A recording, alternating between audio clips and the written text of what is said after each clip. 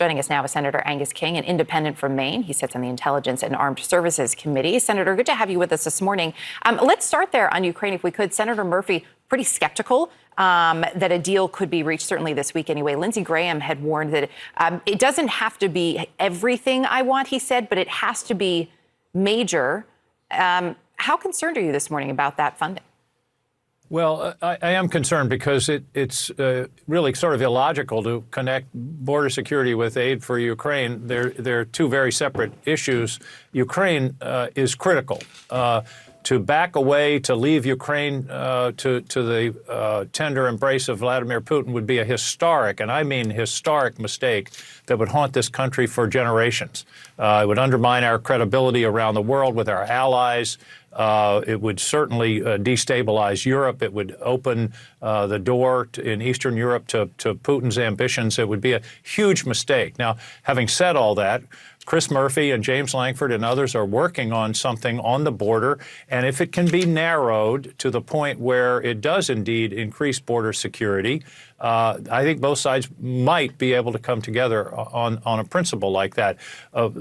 People on both sides of the aisle believe in border security. This is not an immigration bill. This is talking about doing something about the unsustainable number of people that are coming to the border, mostly asylum seekers, and how to manage that, how to manage the flow that the cartels are essentially sending to us.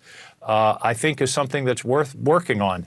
I don't like to see it tied to Ukraine aid, however, but if that's what the Republicans are insisting upon, then we've got to make a good faith effort to try to find something that everybody can live with. In terms of that good faith effort, you say they might be able to come up with something. If they can come up with something, what is your sense of how close those negotiations are this morning? Well, I've had discussions with both sides as recently as yesterday afternoon. My sense is that the issues are narrowing, but that remains to be seen. And this is a tough sell on both sides. I mean, I've seen press releases on the right side or the right wing of the Republican Party saying, don't do anything, build the wall and all that kind of thing. So getting there, but I think I have a lot of confidence in Chris Murphy and James Lankford. They're leading this. They're two very capable, smart guys who know this issue inside and out. And I'm betting that they'll get somewhere. All right, we'll be watching that. Meantime, you signed a letter to the president earlier this month, looking for details on how the administration would guarantee that Israel is properly mitigating civilian casualties in Gaza. There's been a lot of talk about imposing conditions on U.S. aid to Israel. Are they necessary?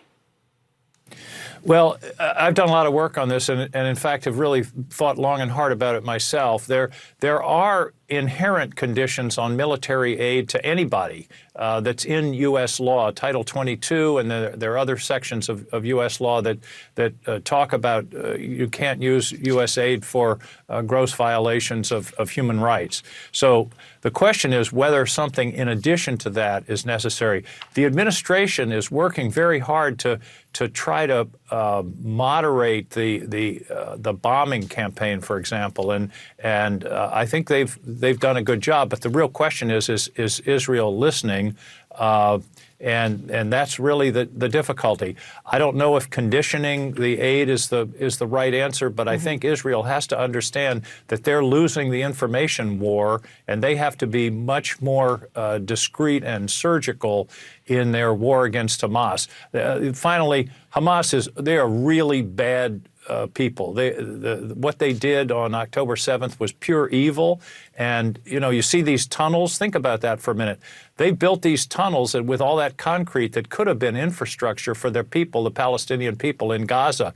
They don't care about the Palestinian people. They want to exterminate Israel, and Israel's got to put them out of business. But they've got to do it in such a way as to not unduly burden civilians. That's a principle of modern warfare.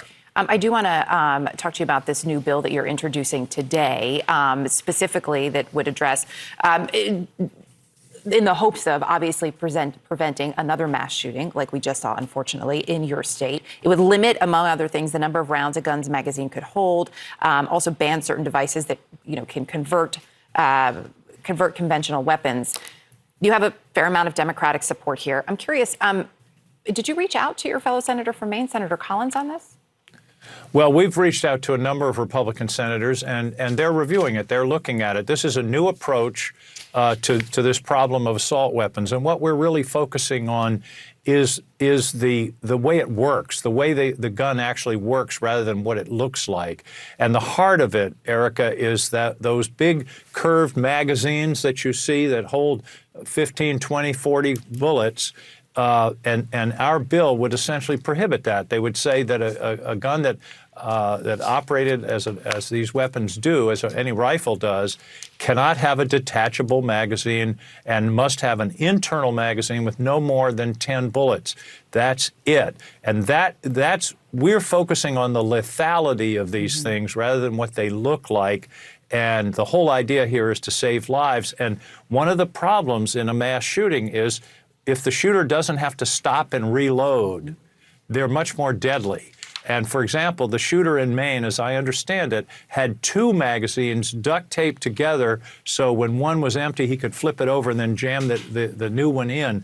That's what our law would prohibit, along with these devices like a bump stock that turns a gun that you have to pull the trigger each time it fires into what amounts to a machine gun. So that's what we're after. We are talking to Republicans about it.